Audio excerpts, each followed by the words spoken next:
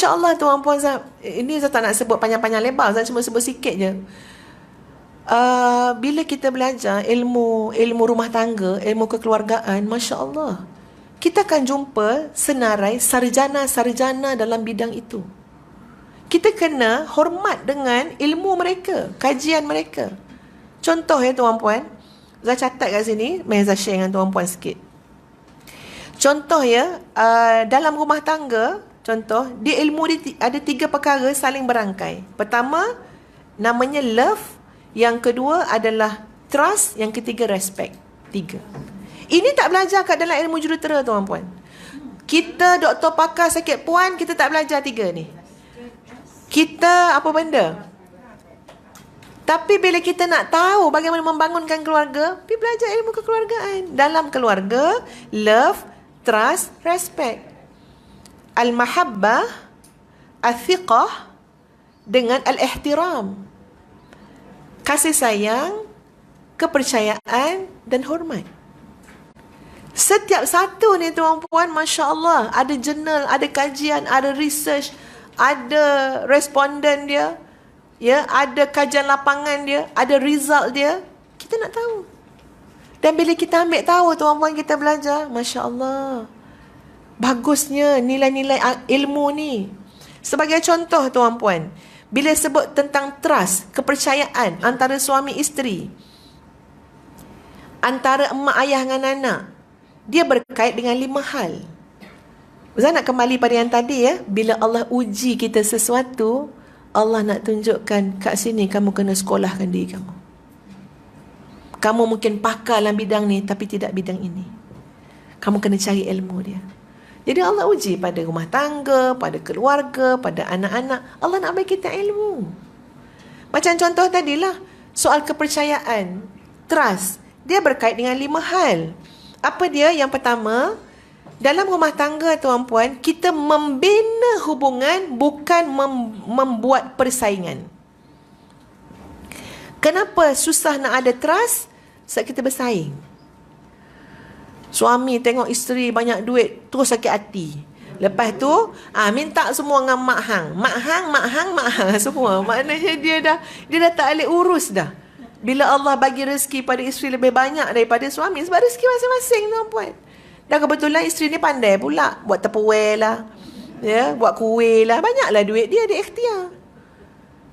Ingat, itu isteri kita. Kita dengan isteri ni membina hubungan, bukan membina persaingan. Dia bukan pesaing kita. Tidak akan ada kepercayaan bila kita bersaing. Sama juga kalau isteri pandang suami persaingan. Siapa yang lebih berjaya, siapa yang lebih, tak. Tuan-puan, dalam rumah tangga, bahkan dalam rumah tangga, sebenarnya tak elok tuan-puan, tak harmoni kalau kita hanya belajar mencari siapa yang benar dan siapa yang salah. Rumah tangga bukan mahkamah.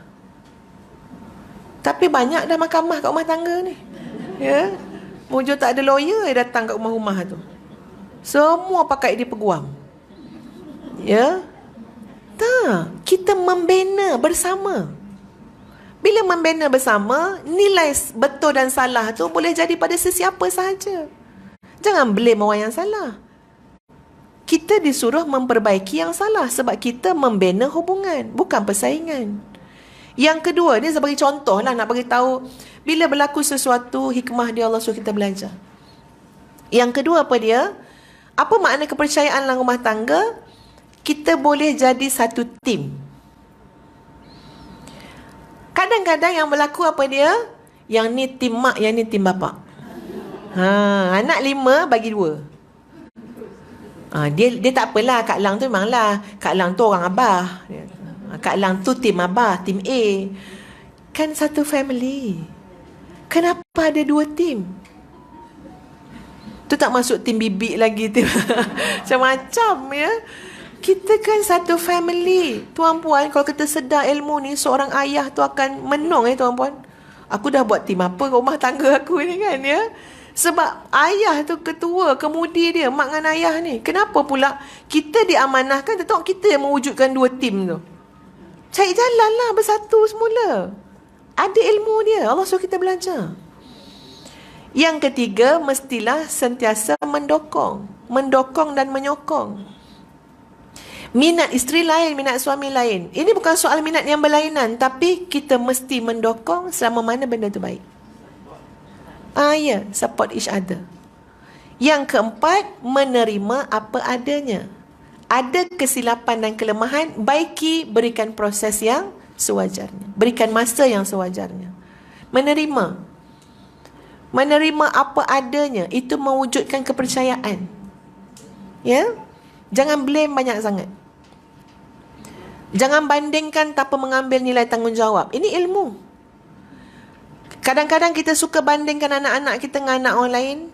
Bandingkan isteri kita dengan isteri orang lain. Bandingkan suami kita dengan suami orang lain. Boleh tak boleh? Boleh. Tapi jangan lupa berserta dengan tanggungjawab. Kenapa? Lazimnya membandingkan ini akan menjatuhkan nilai diri seseorang. Tanggungjawabnya apa? Bangunkan nilai itu. Jangan hanya banding tapi tak bangunkan. Kadang-kadang memang kena bandingkan juga sikit sebanyak.